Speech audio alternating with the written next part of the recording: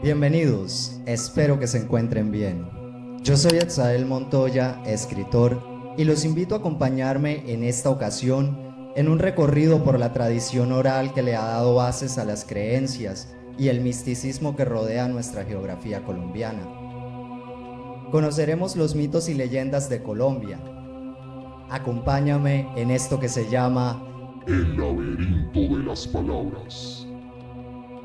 El tema que abordaremos en esta ocasión es un tema bastante extenso, por ende lo abordaremos en un especial de 3 videos, en el cual, en el primero les hablaré de las leyendas más populares de Colombia.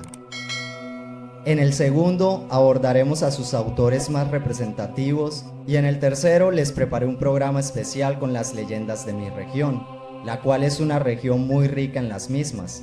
De igual manera tendré otros autores y algunos testimonios reales. Sin más preámbulos, iniciemos con el video. Hablar de mitos y leyendas es sin duda alguna hablar de algo muy bien conocido por los colombianos, ya que la tradición oral compone uno de los pilares fundamentales en la construcción de sociedad y las raíces son algo muy sagrados en nuestra cultura, siendo esta la forma en que formamos y moldeamos nuestras identidades como pueblos a través de los tiempos. La conjunción de culturas y etnias que dio como resultado la construcción de nuestra patria también produjo dos fenómenos que iniciaron su expansión por el territorio tomados de la mano.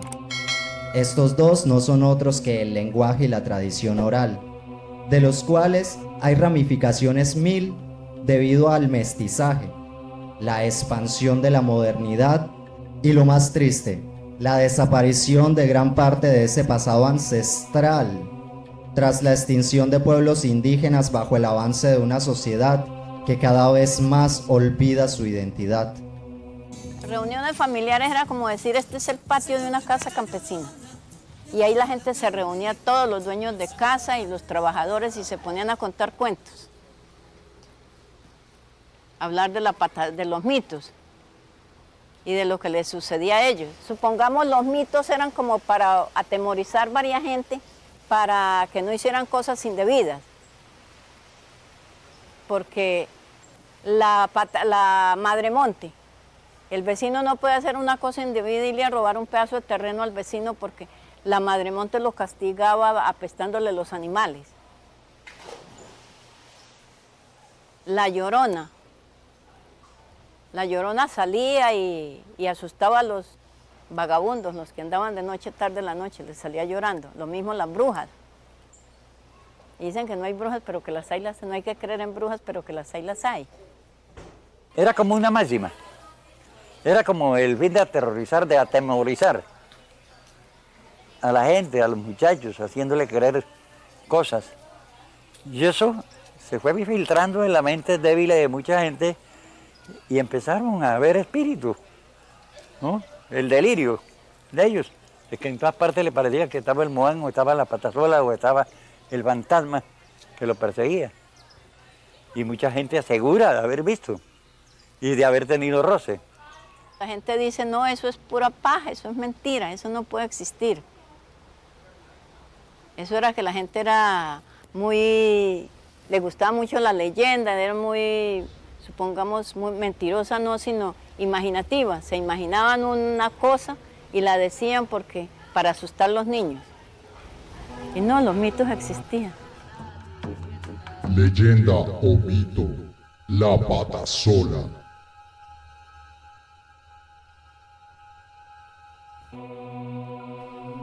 La leyenda de la Patasola es un relato muy arraigado en la tradición oral de los campesinos colombianos.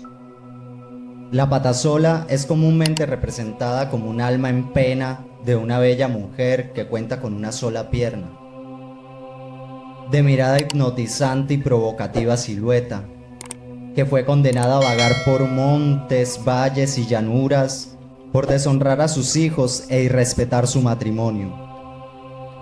En algunas versiones de la leyenda, la Patasola es un espectro que atemoriza a quien la ve, mientras que en otros es una astuta cazadora que atrae a sus víctimas con su seducción y engaño para luego destrozarlos.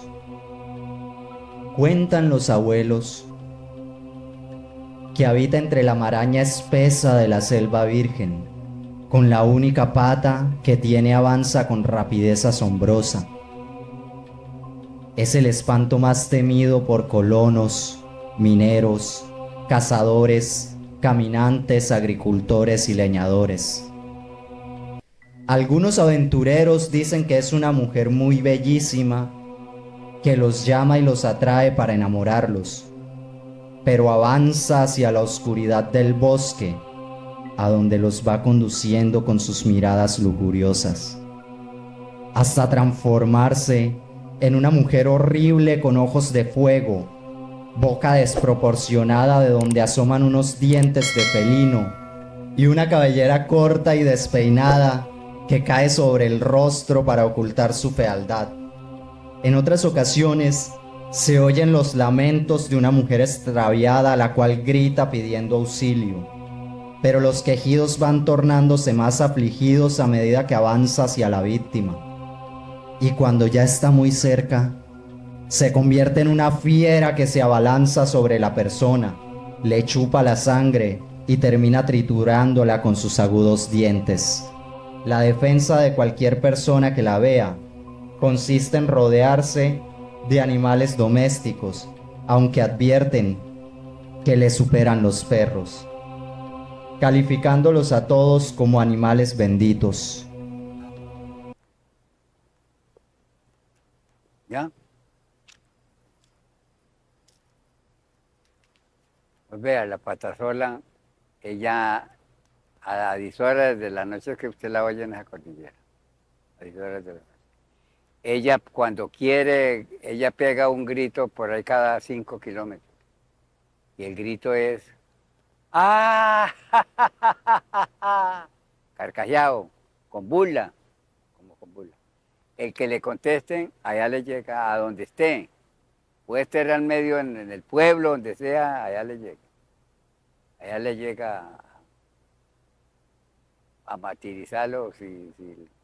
Pero si ella llega y usted es hombre completo y como es una mujer tan encantadora, y usted le va diciendo la historia, y se atreve a conquistarla amorosamente, se libra usted. Y si no, lo mata, lo desgolla, nada más que por degollarlo.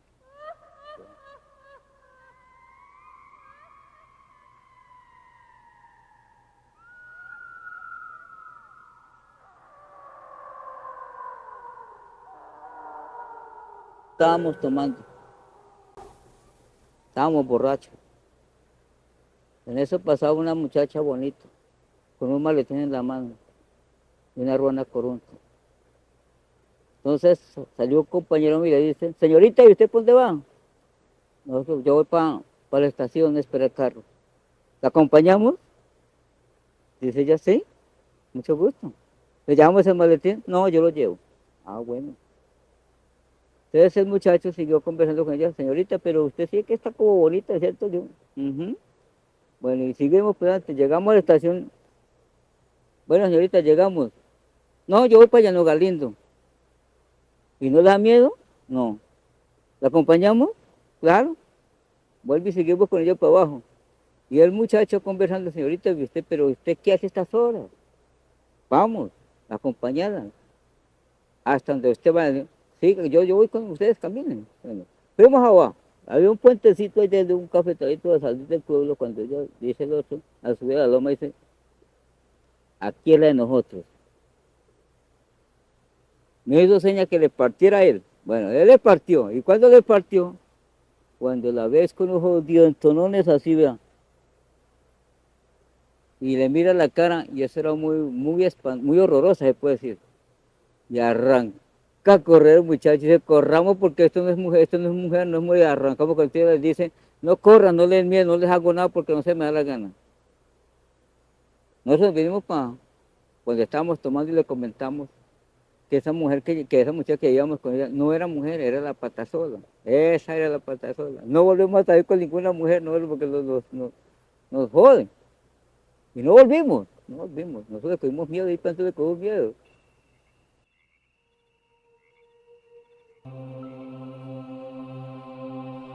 Iniciemos con la leyenda.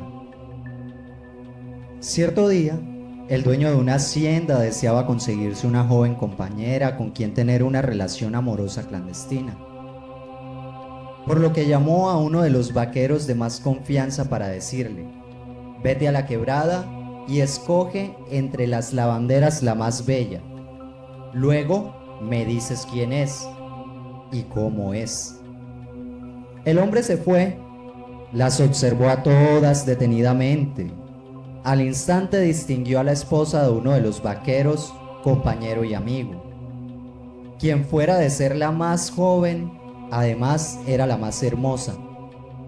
El vaquero regresó a darle al patrón la descripción y además datos sobre esta bella mujer.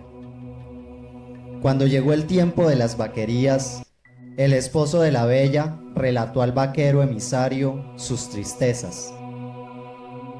Se quejó de su esposa, pues la notaba fría, menos cariñosa, y ya no le arreglaba la ropa con el mismo cariño de antes. Vivía de mal genio, era déspota desde hacía algunos días hasta la fecha. Le confesó que le provocaba irse lejos, pero le daba pesar con los hijos. El vaquero, sabedor del secreto, compadecido de la situación de su amigo, le contó lo del patrón, advirtiendo no tener ninguna responsabilidad. El entristecido y traicionado esposo le dio las gracias a su compañero por su franqueza y se fue a pensar a solas sobre el asunto y se decía: si yo pudiera convencerme de que mi mujer me engaña con el patrón, que me perdone Dios, porque no respondo de lo que suceda. Luego planeó una prueba y se dirigió a su vivienda. Allí le contó a su esposa que se iba para el pueblo, porque su patrón lo mandaba por la correspondencia, que no regresaba esa noche. Se despidió de beso y acarició a sus hijos. A galope tendido salió por diversos lugares para matar el tiempo.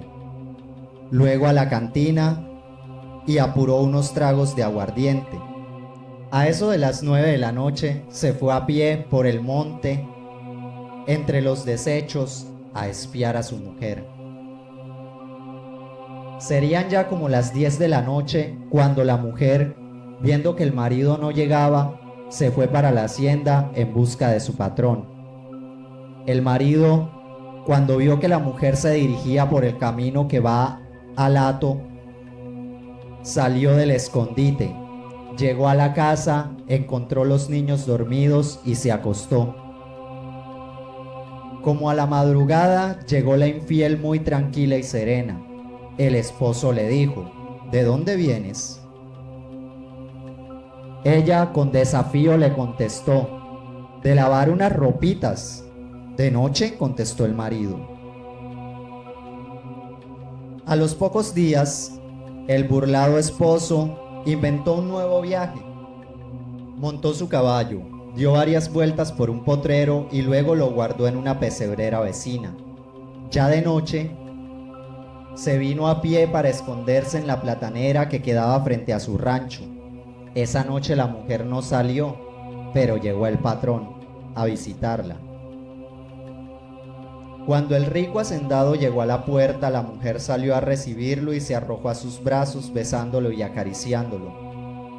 El enfurecido esposo, que estaba viendo todo, brincó con un machete en alto y sin dar tiempo al enamorado de librarse del alcance, le cortó la cabeza de un solo machetazo. La mujer, entre sorprendida y horrorizada, quiso salir huyendo, pero el energúmeno marido le asestó tremendo machetazo al cuadril que le bajó la pierna como si fuera una rama de árbol. Ambos murieron casi a la misma hora. Al vaquero le sentenciaron a cárcel, pero cuando salió al poco tiempo, volvió por los 3 muchachitos y le prendió fuego a la casa. Las personas aseguran haber visto a la mujer saltando en una sola pata por sierras, cañadas y caminos.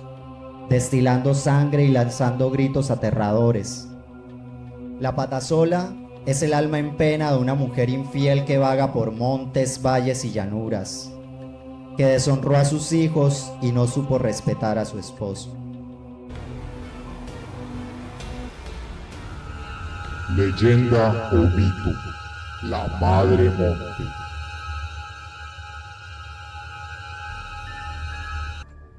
La leyenda de la Madre Monte es un relato muy arraigado en la tradición oral de la Amazonía colombiana y parte de los llanos orientales. La Madre Monte es comúnmente representada como una mujer bella y fuerte, mitad mujer y mitad monte, vestida con hojas y musgo verde, cuyo rostro no se puede ver. Este ser sobrenatural castiga a todos los que dañen la naturaleza, especialmente a los cazadores y leñadores codiciosos. De igual manera, aturde a todo aquel que ande en malos pasos, planeando fechorías, perdiéndolos en el bosque o en la selva. Cuenta la leyenda que los campesinos y leñadores la han visto. Dicen que es una señora corpulenta, elegante, vestida de hojas frescas y musgo verde, mitad mujer y mitad monte, con un sombrero cubierto de hojas y plumas verdes que no permite ver su rostro. Algunos aseguran escuchar sus gritos y bramidos en noches oscuras y de tempestad peligrosa. Vive en sitios enmarañados con árboles frondosos, alejada del ruido de la civilización y en los bosques cálidos con animales peligrosos. Los campesinos cuentan que cuando la Madre Monte se baña en las cabeceras de los ríos, estos se enturbian y se desordenan, causa inundaciones, borrascas fuertes que ocasionan daños espantosos. Castiga a los que invaden sus terrenos y pelean por linderos, a los desleales, a los perversos, a los esposos infieles y a los vagabundos. Maldice con plagas los ganados de los propietarios que usurpan terrenos ajenos o cortan los alambrados de los colindantes. A los que andan en malos pasos les hace ver una montaña inasequible e impenetrable, o una maraña de juncos o de arbustos difíciles de pasar, borrándoles el camino y sintiendo un mareo del que no se despiertan sino después de unas horas, convenciéndose de no haber sido más que una alucinación, una vez que el camino que han transegado ha sido el mismo. Dicen que para librarse de las acometidas de la Madre Monte es conveniente ir fumando tabaco o con un bejuco de adorote amarrado a la cintura. Es también conveniente llevar pepas de cabalonga en el bolsillo o una vara recién cortada de cordoncillo de Guayacán. Sirve asimismo, para el caso, portar escapularios y medallas benditas o ir rezando la oración de San Isidro Labrador, abogado de los montes y de los aserríos. Este mito es también conocido en otros países de Sudamérica como Brasil, Argentina y Paraguay, con nombres como Madre Selva, Fantasma del Monte y Madre de los Cerros. Leyenda o mito, el Mohan. La leyenda del Mohan es un relato muy arraigado en la tradición oral campesina de Colombia, especialmente en el Tolima. El Mohan es comúnmente representado como un personaje monstruoso, cubierto de pelaje abundante, que más parece que estuviera envuelto en una larga cabellera. Tiene manos grandes, con uñas largas y afiladas, como las de una fiera. La diversidad de leyendas que se cuentan sobre las hazañas o artificios como actúa constituyen una riqueza folclórica para la gente tolimense.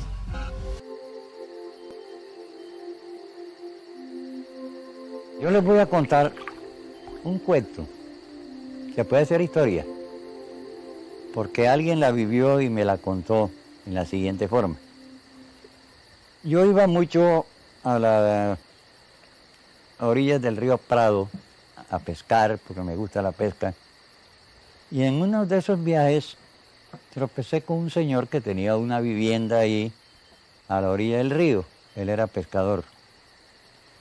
Él llamaba, creo que, don Jeremías. A él le decían don Geme, era popularmente conocido. Don Geme empezó a relatarme que él se hizo amigo de su compadre el Moán. Los pescadores por lo general llaman al compadre Moán, así lo distinguen ellos. Me contaba don Geme que él todos los días lo veía aparecer del río, salía y se posaba en una piedra. Ahí empezaba a mirarlo a él, a mirarlo y a mirarlo. Y a él le daba temor en un comienzo. A mí me daba tanto temor de ver ese señor sentado allá, alto, de pelo largo, amonado y siempre con un tabaco en la boca. Él vive en los encantos. Como decir aquí en el Charco de la Tortuga hay un encanto. En el Charco del Tigre, en Oliní, hay otro encanto. Ahí es donde vive él, porque ahí ninguno lo molesta, son charcos y casi ninguno se mete a pescar ni a molestarlo ahí. Y ahí es donde vive él. Como decir, hay una peña alta y allá él se acomoda, en la profundidad del río. Mire, por lo menos aquí en este muro, cuando existió ese muro, recién que lo hicieron, a las 8 de la noche uno lo oía que se lavaba ahí. Eso era chulún, chulún, chulún. Y a las 4 de la mañana también se estaba lavando. Yo sabía que ese era el Moán, que yo ya lo había oído en vida de mi papá, de los tíos. Ellos eran muy pescadores y unos decían que les daban la red, otros que les daba pescado, otros que no les daban nada y así. Cuando yo me voy a pescar, me encomiendo a Dios y al Moán. El Moán es el jefe del río. Él es el jefe del río.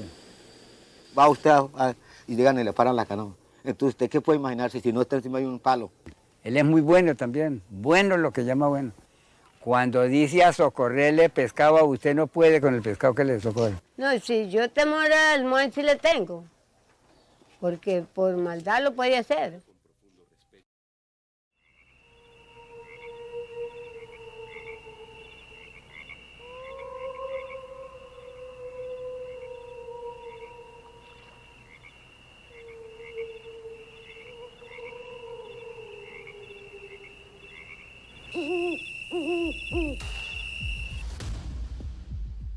Perseguía mucho a las lavanderas de aquellos puertos, como en La Jabonera, La Rumorosa, El Cachimbo, etc., a la manera de un hombre rico, con muchos anillos, que al enamorarse de la muchacha más linda de la ribera, la llevaba a la cueva subterránea donde tenía otras mujeres con quienes jugaba y sacaba a la playa en las noches de luna. Muchos pescadores aseguran que oían sus risotadas y griterías. Bogas, pescadores y lavanderas lo vieron infinidad de veces en la playa pescando, cocinando, peinándose, o bajar en una balsa, bien parado, por la madre río tocando la guitarra o flauta. Entre Guataquicito y Honda las versiones son distintas. Allí era muy sociable. El Moján se presentaba a veces como un hombre pequeño, musculoso, de ojos vivaces. Entablaba charla con los bogas, salía al mercado a hacer compras, solía parrandear con los mercaderes, pero luego desaparecía sin dejar huella. En Guamo, Méndez, Chimbimbé, Mojabobos, Boca de Río Recio, Caracolí y Arrancaplumas lo vieron arreglando atarrayas, fumando tabaco, contando y tocando tiple. En noches de tempestad lo han visto pescando y riendo a carcajadas. Algunos ribereños aseguran que existe la mojana, pero no como consorte del moján, sino como personaje independiente. Comentan que esta no es feroz ni les hace travesura en los ríos. Lo único que atribuyen es que rapta a los hombres hermosos para llevárselos a vivir con ella en una cueva tenebrosa. La leyenda del ánima sola. La leyenda del ánima sola es un relato basado en la tradición oral católica, siendo representada como un alma en el purgatorio sumida en una inmensa pena y soledad. Esta creencia, a pesar de no ser reconocida por la Iglesia Católica, es muy popular en amplias regiones de España, Italia y casi toda América Latina. Desde luego, la leyenda ha ido variando y evolucionando de acuerdo a cada una de las zonas donde se arraiga. Es por esta razón que el ánima sola se le puede relacionar tanto para el bien como para el mal.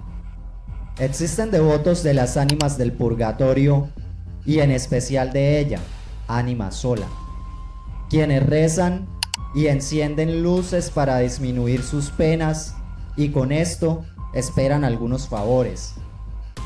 Otros, en cambio, la invocan con oraciones maléficas con el fin de perjudicar a otras personas. Vamos con la leyenda. Se vio que salió una candela de un palo ahí cerca del rancho.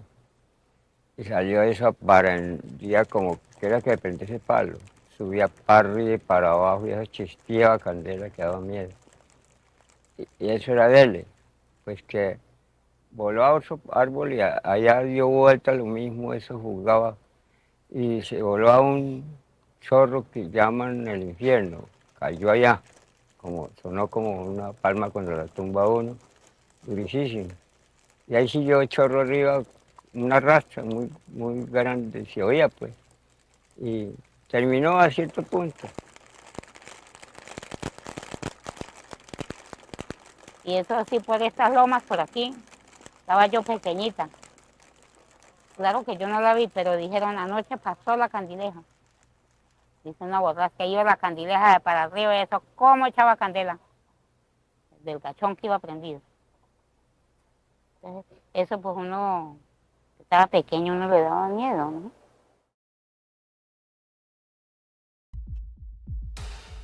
Cuenta la leyenda que Celestina Abdegano, una joven perteneciente a las mujeres piadosas de Jerusalén que tenían por oficio asistir a los condenados, se le asignó el Viernes Santo subir al Calvario con un cántaro de agua refrescante para darles de beber a los mártires del patíbulo. Ella dio de beber a Dimas y Gestas, los dos ladrones que acompañaron a Jesús en la crucifixión, pero por temor a represalias de los judíos no quiso darle de beber a Jesús, y fue por este hecho condenada a sufrir la sed y el calor constante en las llamas del purgatorio. La leyenda del ánima sola es una creencia que está todavía muy arraigada en la masa campesina colombiana. Su devoción data desde los primeros colonizadores españoles que llegaron a nuestro país. La representación como una mujer que padece tormentos en el purgatorio y recorre los caminos con las manos atadas con cadenas, asustando a todas las personas que se crucen en su camino. Leyenda o mito, el hombre caimán. La leyenda del hombre caimán es un relato de la tradición oral del municipio del Plato, departamento del Magdalena. Esta leyenda es representada como la historia del pescador Saúl Montenegro, un hombre cuya pasión por espiar a las mujeres desnudas lo condenó a quedar convertido en un ser con cuerpo de caimán y cabeza humana.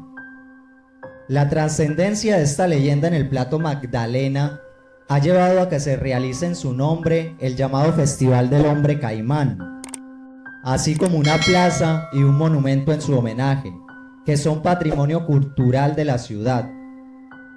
Hasta la música ha inmortalizado la leyenda del hombre caimán, bajo la popularísima canción colombiana Se va el caimán, del compositor José María Peñaranda. Voy a empezar mi relato con alegría y con afán. Con alegría y con afán, en la población de Plato se volvió un hombre caimán. Se va el caimán, se va el caimán, se va para Barranquilla.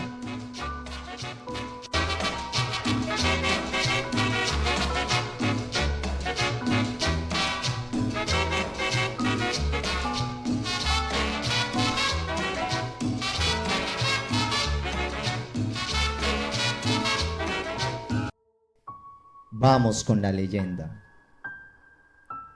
Cuenta la leyenda que en Plato Magdalena existió un pescador de nombre Saúl, quien después de sus faenas de pesca se dedicaba a parrandear en compañía de un amigo y las muchachas del pueblo. Y no había parranda o vereda donde no se invitaran. Su apetito desaforado por las mujeres lo llevaba a la orilla del río a fisgonear entre los arbustos, mientras las jóvenes del pueblo se bañaban en el caño, las mujeres del río Magdalena. Él quería acercarse más, pues lo abrumaba el deseo de verles las partes íntimas a las muchachas, y su idea era convertirse en caimán, para sigilosamente llegar hasta ellas. Un día supo que un brujo indígena de La Guajira, que preparaba unas pócimas que lo harían convertirse en caimán. Sin pensarlo dos veces, partió hacia una ranchería en la Alta Guajira, en donde efectivamente el brujo tenía las pócimas, una blanca que lo convertiría en caimán y una roja que lo volvería humano de nuevo.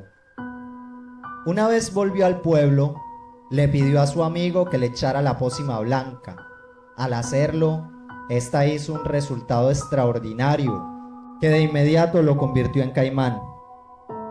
Lleno de placer se lanzó al río y sigilosamente se acercó para cumplir su deseo de ver muy de cerca a las bañistas. Y agazapado entre las piedras pasaba el tiempo que perduraba el baño de las muchachas, sin ser visto por ellas. Luego regresaba, y como había acordado con su amigo, este lo esperaba en la orilla y le echaba la pócima roja, que con la misma efectividad de la blanca lo convertía en el ser humano llamado Saúl. Un día, este par de amigos se fueron de parranda y su fiel compañero se pasó de tragos y no lo podía acompañar al día siguiente, por lo que invitó a otro amigo. Este le echó la pócima blanca sin ningún problema, pero cuando vio emerger al pescador Saúl en forma de caimán, del susto que le causó, dejó caer la botella con el líquido rojo sobre las piedras. Sin embargo, unas pocas gotas cayeron sobre la cara, haciendo recuperar únicamente la cabeza, por lo cual el resto del cuerpo quedó convertido para siempre en caimán. Con la cabeza de hombre y el cuerpo de caimán, el pescador Saúl se convirtió en el más macabro terror de las mujeres del Plato, que no volvieron a bañarse en el río por el temor de encontrarse con el hombre caimán. Por ello, para llegar a alcanzar de nuevo la tranquilidad del pueblo del Plato, los pescadores se propusieron cazarlo en los pantanos o pescarlo en el río Magdalena.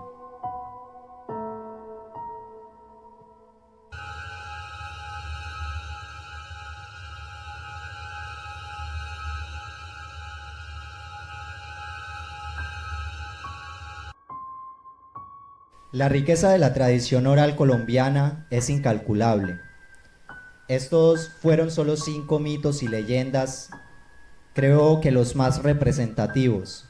Sería muy difícil ahondar más en el tema por lo extenso que se hace, ya que cada región en particular cuenta con un gran catálogo de mitos y leyendas que dan fe de la riqueza cultural del país, su profunda conexión con su pasado y tradiciones, pero aún más importante, da fe de la fuerza y la resiliencia de su gente.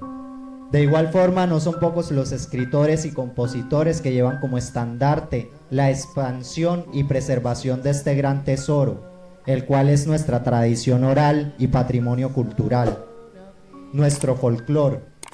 Teniendo esto en cuenta, en nuestro próximo episodio tendremos como invitados a varios de estos grandes autores y una muestra de su obra en el campo de los mitos y leyendas de Colombia. No siendo más, yo me despido. Espero que este espacio haya sido de su agrado. Y nos veremos en el próximo episodio de esto que se llama El laberinto de las palabras. Estrellas la seguían, tachonándola de luz y de leyenda. 12 bogas con la piel color majagua, y con ellos el temible